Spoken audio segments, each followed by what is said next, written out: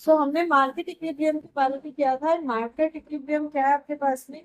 ये वो कंडीशन है जिसमें एक सेटिस्फैक्टरी कंडीशन डेवलप हो जाती है, जिसमें कि कस्टमर खरीदने को रेडी है एंड बायर आपके पास में,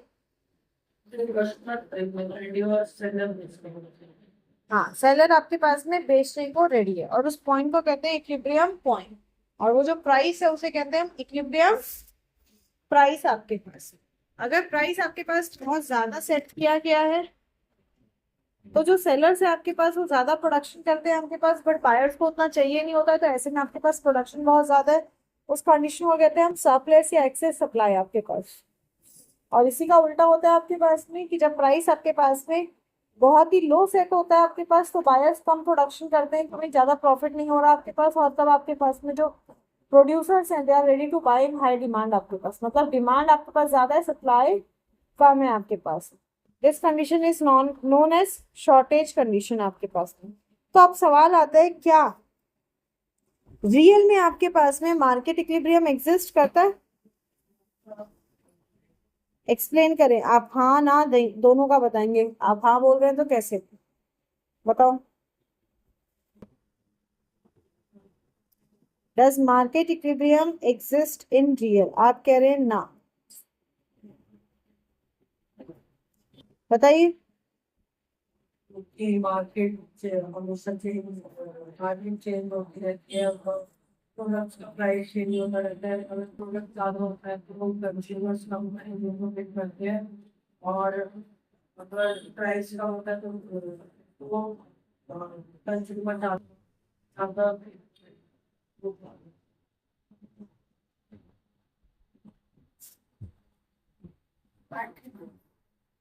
लाउडर। बिना सोचे फिर क्यों जवाब देते हो? मैंने कितनी बार बोला है बेटा, सुना करो, समझा करो, सोचा करो। पेपर में भी यही चीज होती है ना, उसको ध्यान से पढ़ते हो और फिर क्वेश्चन को गलत करके आते हो। मैंने आपको कल भी ये चीज समझाई थी। कहता है does market equilibrium exist in real? देखो, अगर हम रियल में बात करें, थ्योरेटिकली हमने डिमांड और सप्लाई के बीच में रिलेशन बना के एक पॉइंट बता दिया, भाई एक प्राइस बता दिया जो कि इक्विलिब्रियम प्राइस हमने कहा, एंड दैट हमने कहा कि इक्विलिब्रियम कंडीशन। बट अगर हम प्रैक्टिकल वर्ल्ड में बात करें, दैट इज अगर हम रियल वर्ल्ड में बात करें, तो रियल वर्ल्ड आपका वेरी डायनामिक वर्ल्ड है।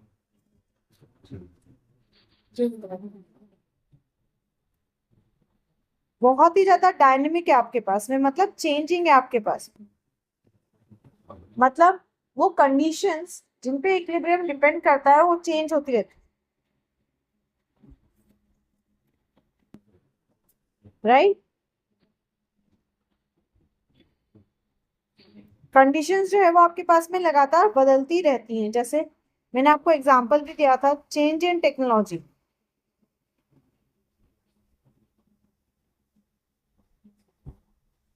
चेंज इन टेक्नोलॉजी आपके पास में, टेक्नोलॉजी में बदलाव हो रहा है। आप घर से कुछ डिवाइस सोच के गए कि भाई मैंने ये लेना है, पर वहां जाके आपको जो है वो उसका कुछ और भी एक आपको मिल गया, तो आप जाके बोले हो, राइट?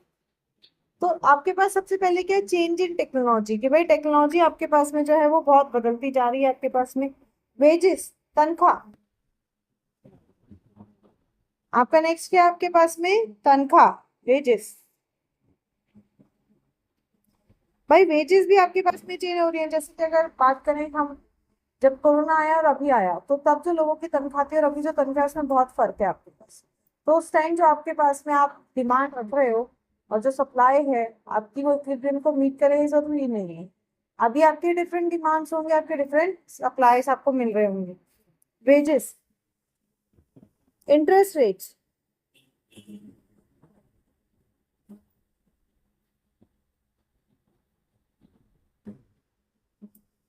इंटरेस्ट रेट क्या है? जैसे देखो, कई आइटम्स अभी जब जीएसटी, जब हमारा नया बजट आया तो there was change in GST, है ना? तो जीएसटी में जब चेंज आया तो मीट हूँ कि भाई कोई इलेक्ट्रॉनिक लेना है, कुछ आइटम लेना था ना, वो लाइक खड़ा हो जाओ वहां से, अगर कुछ है वहां पे तो फिर नहीं है तो मत करना। तो रोज गुजराता रहता है, फिर खून निकलता है वहां।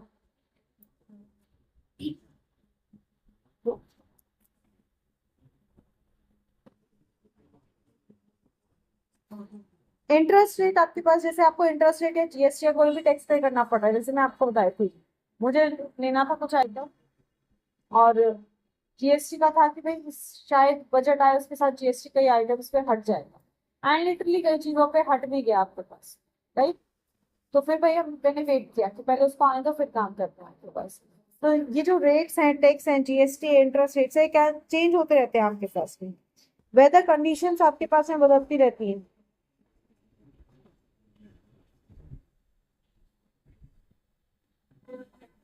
डिजास्टर्स जो है आपके पास में वो आपके डिमांड और सप्लाई को अफेक्ट करते हैं। जैसे अभी बारिश आ रही है, सबसे पहले देखो हमारी सब्जियों के रेट में फ्लक्चुएशन आ जाते हैं। क्यों? क्योंकि भाई आपके पास सप्लाई चेंज हुआ था, सप्लाई चेंज हुआ तो डिमांड भी चेंज रहेगा आपके पास। पेंडेमिक्स है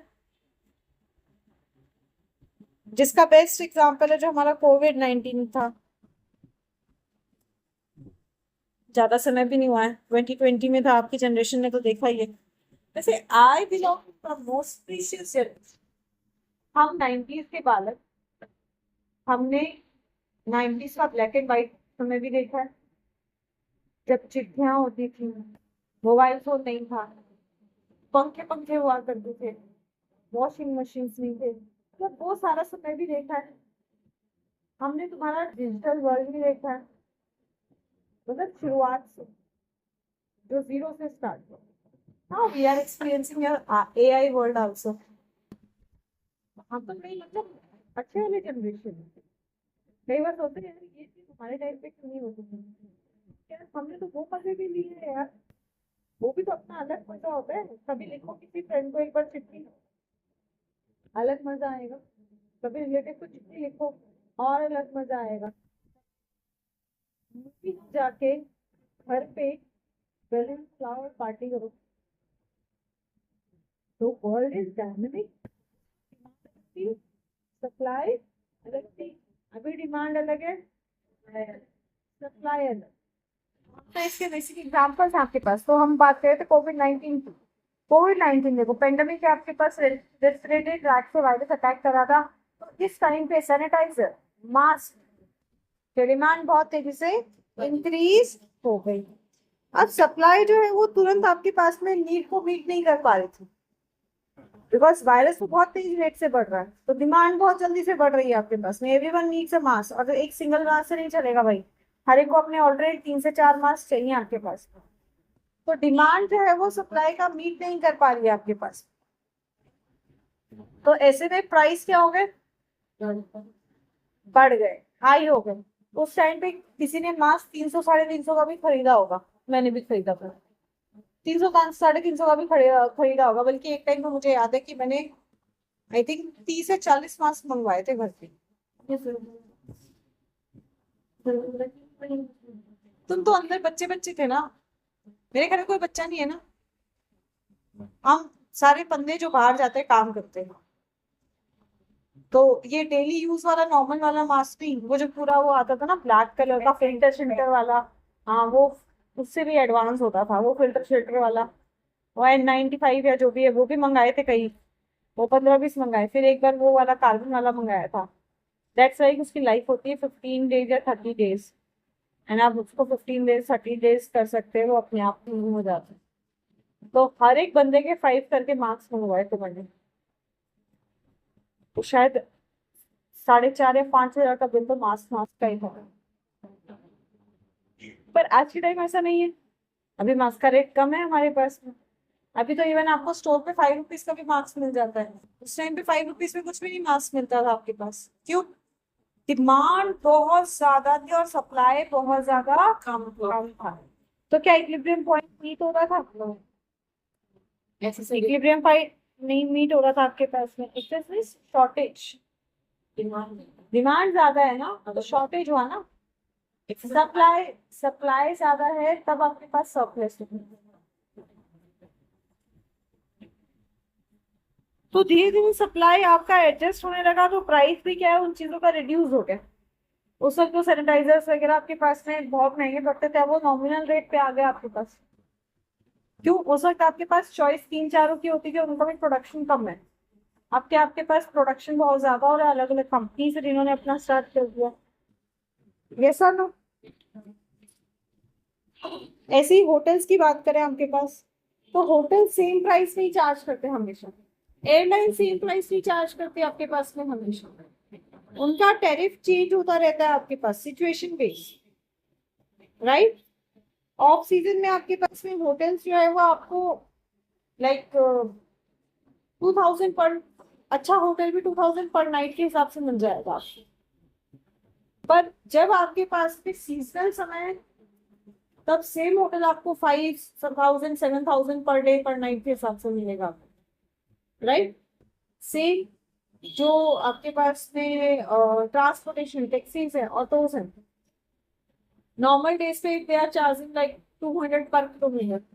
अगर जरा सी बारिश हुई इट्स 300 और 350 पर किलोमीटर। टैरिफ अपने आप इंक्रीज हो जाता है, सिचुएशन चेंज हो रही है हमारे पास में। तो ये बड़ी डायनेमिक सिचुएशन है, बड़ी जल्दी जल्दी चेंज होती ही रहती है। इस हिसाब से रियल में अगर हम बोले तो इक्विलिब्रियम को मीट करना आसानी है, right. Now what's the role of government?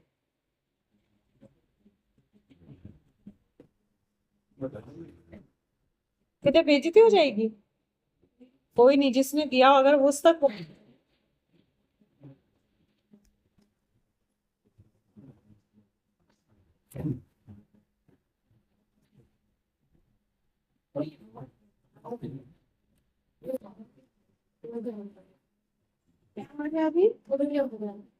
आवाज नहीं अभी उधर की कथा हो रहा है। वहाँ बैठो।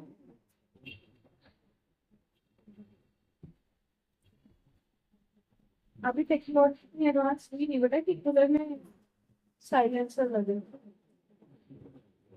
जिस दिन ऐसे एडवांस हो रहा है कि उस दिन साइलेंसर निकाला तो लगे।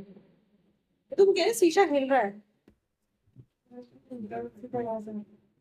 उस दिन मेरी 3 दिन से रेगुलर आ रही है और मैं रेगुलर नोट कर रही हूँ कब आ रही है। ये कूलर की जो फ्लैट थी वो ऊपर की तरफ थी तो सीधा उस पे लगे थे, वो उनके कारण नहीं आ रहे थे। 2 बार उनको बोलने को हो रही थी, मैंने कहा यार अभी तो हिल नहीं रहा, क्यों बोलूं, क्योंकि कूलर ऑफ होता था। फिर उसके बाद अब तक अब प्रैक्टिकली करके दिखाती हूँ बेटा, उसके फ्लैट को ऊपर की तरफ कर देना, उसे लाइन से कहीं से भी कर ले, ऊपर की तरफ, ऊपर की तरफ हो जाएगा। वो येलो वाले को ही करो, ऊपर वाले को किसी को।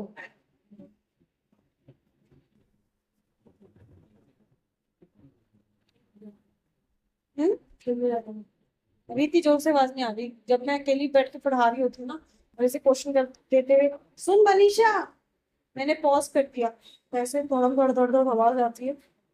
मैथ्स वाला कौन सा कर रहे थे? हैं?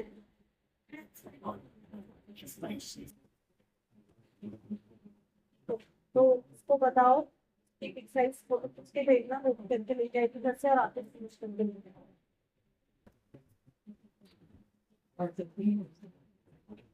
बस बेटा खत्म कर रही हूँ टॉपिक, खत्म कर रही हूँ टॉपिक, डोंट वरी।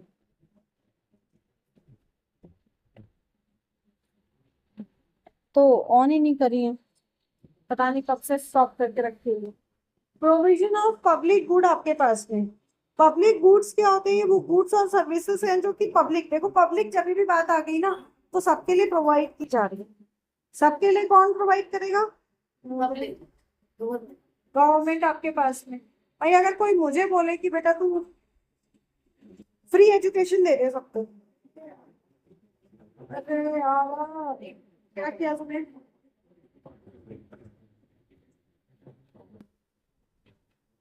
पास में पब्लिक गुड्स या सर्विस आपके पास है जो पब्लिक की यूज की जाती है। जैसे मैं आपको देने की एग्जांपल कोई मुझे बोले कि भाई सकती है फ्री क्लासेस चल रही, तो now that is not possible for my business.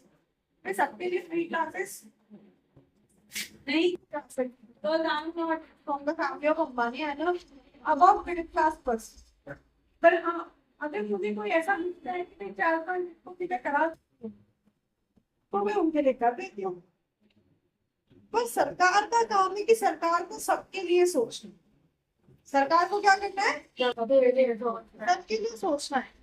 तो सरकार का काम होता है कि भाई आपको अपने सभी सिटीजन्स को ऐसे गुड्स एंड सर्विसेज प्रोवाइड करने हैं क्योंकि उनके लिए बेसिक जरूरी है। जैसे एग्जांपल रोड, अगर आपके पास में अगर आप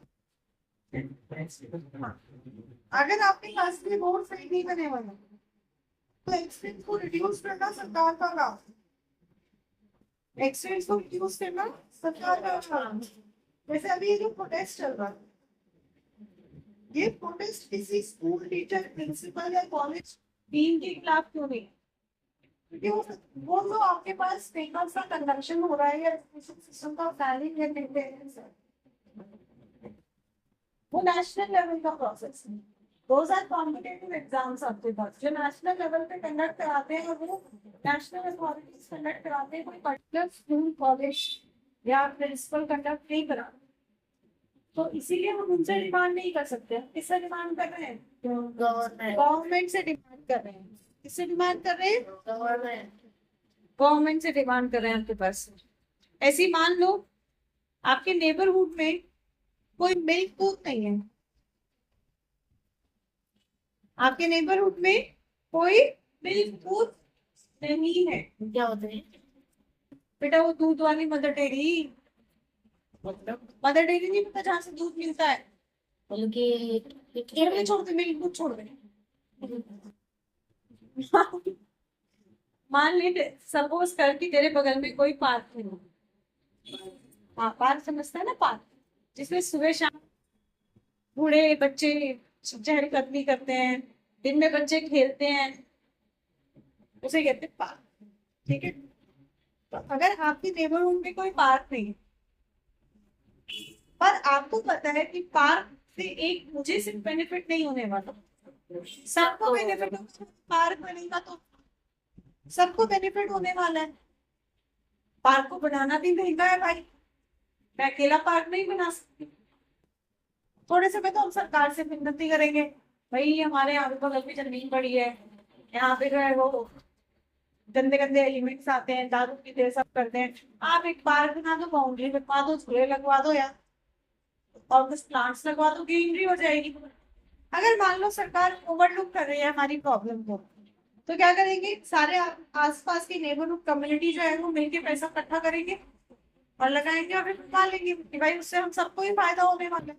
इससे भी तो तुम्हारी रोड बनेगी, सबको ही फायदा होने वाला है। फिर अगर हम अपने सामने का रोड बनवा देंगे तो बारिश का सीजन है, पानी नहीं इकट्ठा होगा आपके पास, आप सबको ही फायदा होने वाला है। यस और नो? Yes ma'am. मैं उसका यूज कर सकती हूँ बिना किसी तरह की कोई पेमेंट करके, मुझे उससे जो है वो फायदा ही होगा। मेरी जो रोज की दिनचर्या है वो दिनचर्या मेरी आराम से बीतेगी, राइट? पर क्या सिर्फ मेरी चाहत से मैं उस पार्क को बनवा सकती हूँ? अगर मैंने बना दिया, किसी दिन सरकारी बुलडोजर आएगा और कहेगा भाई ये अनऑथराइज्ड, राइट, ये अनऑथराइज्ड है, और वो जो पार्क हमने इतना पैसा लगा के बनवाया, वो उस पार्क को सेकंड्स में तहस नहस करके चला जाए। तो ऐसे में हमें क्या चाहिए? ऐसे में हमें चाहिए कि भाई सरकार से एक रेगुलेशन मिल जाए, सरकार से आपको जो है वो राइट मिल जाए कि भाई ये काम होना चाहिए। इसीलिए कहते हैं जो प्रोविजन ऑफ पब्लिक गुड्स है वो गवर्नमेंट के अंडर आता है। क्यों? क्योंकि ये इंश्योर करता है सबसे पहले सोशल वेलफेयर। ये किसी एक व्यक्ति विशेष के लिए नहीं होता है, सबके लिए होता है। तो सोशल वेलफेयर, इकोनॉमिक डेवलपमेंट, उस पार्क में अब सुबह शाम अगर लोग घूमने आते हैं तो किसी एक ने अगर कोई जूस का ठेला लगा दिया, इकोनॉमिक डेवलपमेंट, क्योंकि कुछ भी ट्रेड हो रही है तो इकोनॉमी में आ रही है आपके पास में। yes. कोई फ्रूट वाले आ गए आसपास में, इकोनॉमी हो रही है आपके पास में। यस और नो? यस। तो इकोनॉमिक डेवलपमेंट हो रहा है आपके पास में। And equal access to essential services, equal access to essential services, जो हमारे लिए जरूरी चीजें हैं, जैसे रोड, हॉस्पिटल, स्कूल, पार्क, ये जो जरूरी चीजें हैं इनका हमारे पास बराबरी का अधिकार या बराबरी का हमें एक्सेस मिल जाता है। This is the role of government आपके पास। और गवर्नमेंट अगर सही से रोल पूरा करे तो हमें जो है वो कोई सर्विस के लिए प्राइवेटाइज इंडस्ट्रीज पे नहीं देखना पड़ेगा. But there are some limitations also. Limitations of government interventions. In government roles के साथ में there are some limitations also. सबसे पहला आता है price distortions and reduced producer incentives.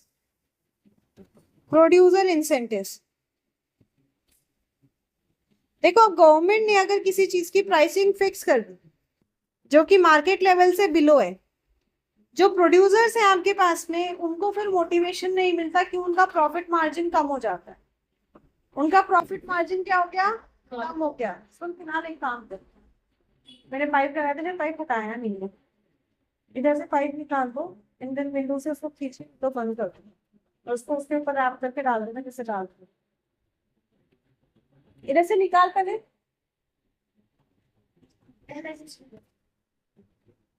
ऐसे मुझे कमांड करके बोलेगा.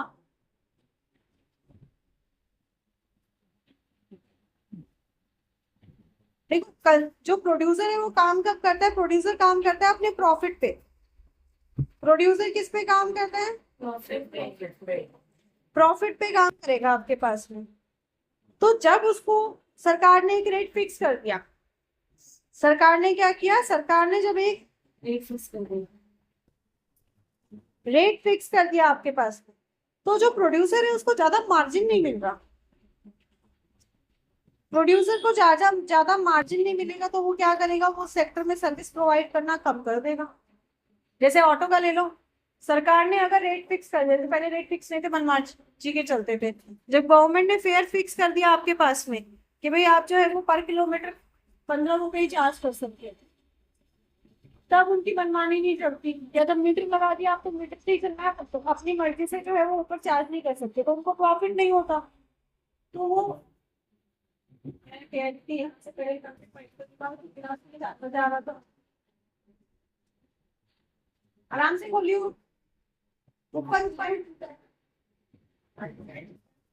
हाँ, ऊपर से खोल के लोगे, ऊपर वायर भी धीरे से खोलियो.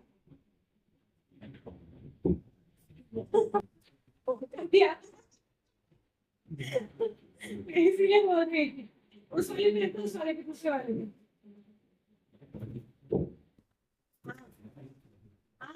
जाओ.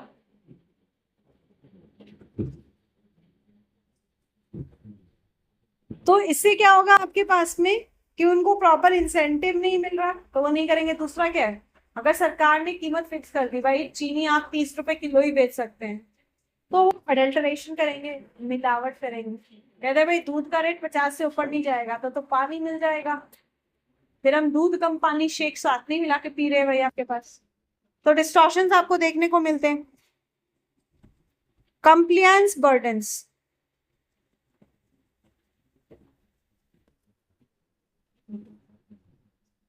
कंप्लायंस बर्डन्स आपके पास में कई बार क्या होता है आपके पास में, आपने कह दिया कि भाई अगर आपको कुछ स्टार्ट करना है, like you want to start your own restaurant, you need a license. Food वाले से फटाफट मार्केटिंग चाहिए, ये ब्ला ब्ला चीजें चाहिए. अब आज के टाइम में कोई सीधा तरीके से करके नहीं देगा, वो हर एक जो है वो 4 या 5 हरी पत्ती मांगेगा. तो ऐसे में बंदे को क्या लगता है, ये तो एक बर्डन ही है भाई, ना करूँ मैं. तो दीज आर कंप्लायंस बर्डन्स आपके पास में, कि अपने आप को एक्सपैंड करने की बजाय वो क्या सोचेगा, चलो छोड़ो. क्योंकि अगर उसको सेफ्टी मेजर सिर्फ पेपर वर्क से मिल रहा है तो किसको ऐतराज है सेफ्टी मेजर लेने में? किसी को ऐतराज नहीं है. पर उस पेपर वर्क को पास करने के लिए अगर कोई बंदा आपसे कुछ मांग रहा है तो वो सोचेगा मैं क्यों करूँ यार, छोड़ो. सेम एक बंदा जो है वो अपना ट्रेड यहाँ एक ही एरिया में कर रहा है, ही इज हैप्पी. उसने सोचा लेट्स एक्सपैंड, उसने सोचा मैं दूसरे स्टेट में जाके व्यापार करता हूँ. उसको वहां जाके व्यापार करने के लिए, ट्रेड करने के लिए उसको एक्स्ट्रा टैक्स पे करना पड़ रहा है. कह रहा है प्रॉफिट इतना हो नहीं रहा जितना पे करना पड़ रहा है, तो बेटर है मैं अपने एरिया में सीमित रहता हूँ. तो ऑब्वियसली आपके पास में इकोनॉमी डाउन हो जाएगी. This discourages innovations and entrepreneurship. Entrepreneurship ये इसको डिस्करेज करता है। क्यों? जब इतने रेगुलेशंस होते हैं, इतने प्राइस कंट्रोल है, इतने लाइसेंस और ब्ला ब्ला ब्ला चीजें हैं, तो बंदे चूज करेंगे भाई मैं तो सैलरी रहना, सबको बोल दिया कि मैं तो सैलरी रहना पसंद करूंगा, मैं नहीं कर रहा किसी के अंडर काम। मैं करूँ क्यों? किसी के अंडर काम करना है? सॉरी नहीं, मैं नहीं कर रहा कोई बिजनेस। क्यों बिजनेस करना है? मतलब हजार रेगुलेशन है और फिर भी हर चीज की सरदर्दी है, कल कोई और नोटिस आ जाएगा, कल कोई और नोटिस हो जाएगा। क्यों? ऐसा तो होता नहीं वो एक बार में सारी चीजें बता देते। तो एक बार हमने एक डायरेक्शन में इन्वेस्टमेंट करी, फिर कह रहे नहीं ये तो आपने गलत किया, आपने पहले बताना था, आप ऐसे कर रहे थे, हम आपको उसी वक्त बता देते ये गलत है। आ रही है बात समझ में? तो आपके पास और बड़ी रेगुलेशन आ जाती है। तो ऐसे में बंदा जो है वो एंटरप्रेन्योरशिप, एंटरप्रेन्योरशिप जो आपको बताया अपने आप से बिजनेस करना, उसको ड्रॉप आउट कर देता है। क्यों? क्योंकि ना ही वो एडिक्वेटली अर्न कर पा रहा है, ना ही वो प्रॉपरली अर्न कर पा रहा है, उसका लॉन्ग टर्म प्रोडक्टिविटी कम हो रही है, उसको बिजनेस से वो रिटर्न, वो आउटपुट नहीं मिल रहा है। समझ में आई बात? So this finishes your chapter. पूरा चैप्टर पढ़ के आइएगा। हम मैं क्वेश्चन बैंक बना के भेज दूंगी, आप उसको कर लीजिएगा, फिर हम एक दिन क्वेश्चन बैंक को डिस्कस करेंगे। आप जा रहे हैं आज रात को ना? Okay, have a safe journey. हमारी तरफ से भी हाजिरी लगाइएगा। Bye bye.